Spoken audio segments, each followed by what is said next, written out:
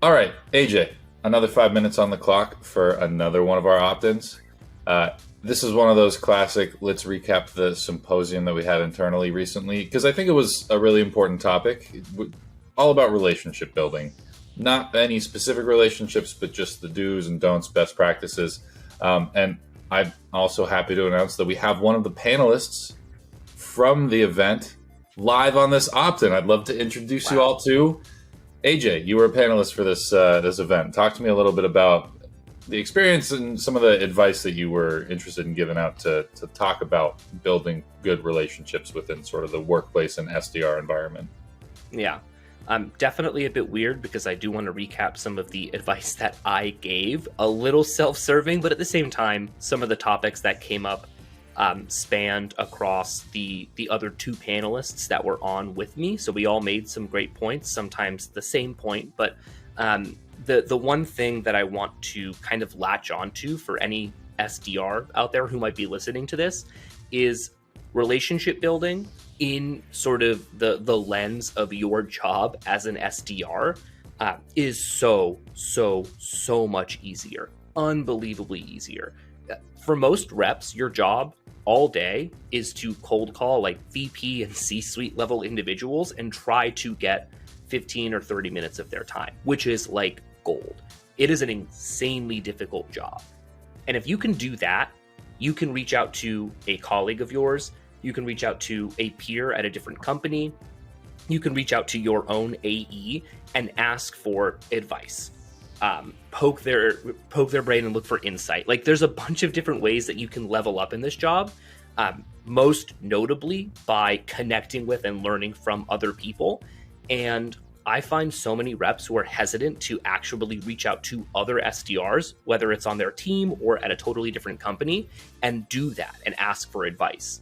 But it's so much easier than reaching out to like the VP of talent acquisition at Nike and trying to get 15 minutes on their calendar. I would know. I used to do that all the time.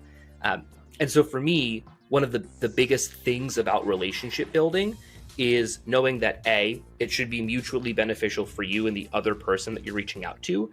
And that B, it's a whole lot easier than the job that you're already doing. So for any rep out there who's looking for ways to level up and really take their SDR acumen to the next level, it's connecting with other people and seeing how they're doing the job and then emulating that in a way that makes sense for you, like whatever feels comfortable for you, and then kind of layering other skills, tactics, insights on top of what you're doing to push yourself to the next level.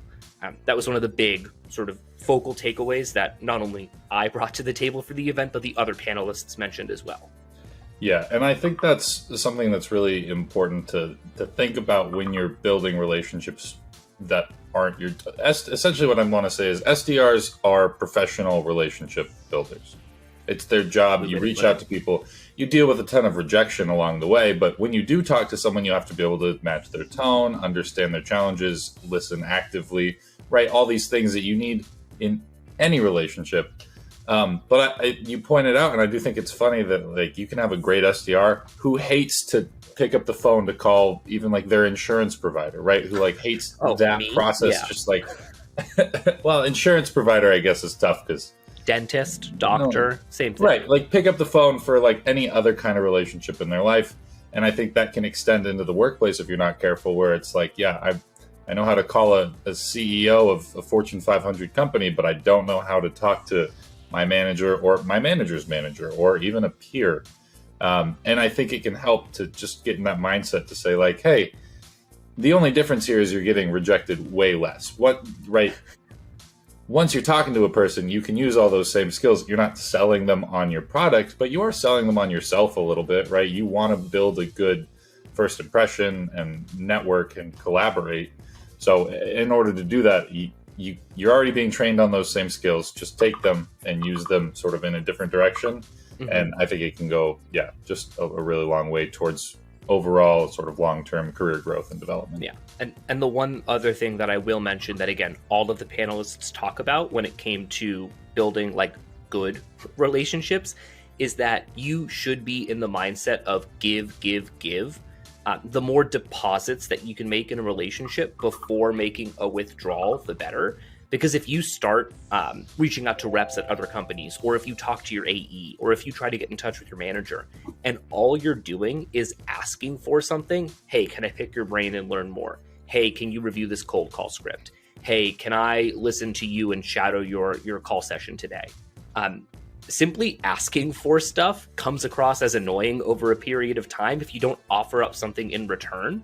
So more often than not, if as a rep, when I was doing this, if I was reaching out to SDRs at other companies or even SDRs internally, going into it like you would as an SDR reaching out to a prospect, making an observation and then coming to the table with something as a deposit goes a long way.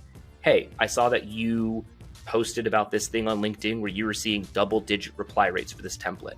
I have a template similarly that works. Do you want to swap and see how they compare? Bring something to the table other than just being like, hey, can I get that template? Comes across as a lot less annoying and salesy and more of like, hey, I'm here to actually build a relationship. And then continuing to do that over and over again so that it does become mutually beneficial versus you just like take, and then hope that it helps you in the long run.